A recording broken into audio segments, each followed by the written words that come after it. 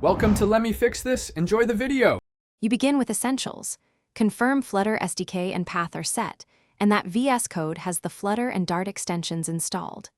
Once done, open your project folder in VS Code and run the command palette with Ctrl+Shift+P.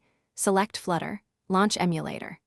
Make sure an Android virtual device exists or create one now via AVD Manager.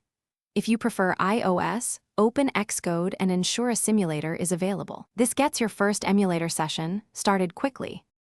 Now focus on execution. Choose the emulator from the VS Code status bar device selector. It lists available AVDs and simulators. Alternatively, open the terminal and run Flutter emulators to list devices, then Flutter emulators launch ID.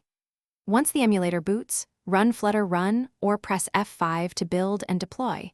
Observe the debug console for output and hot reload queues. Make sure your app's debug configuration targets the selected device, and use hot reload for fast iteration. Finish the workflow by validating the app runs and using hot reload to iterate. Press R in the terminal or use the VS Code action to update UI instantly. If the emulator doesn't appear, run Flutter Doctor to check missing components and a DB devices to confirm connection. Once resolved, relaunch the emulator. As a key troubleshooting tip, restart VS Code and the emulator when builds fail. Many device recognition and caching issues clear that way. This ensures a stable, repeatable dev loop.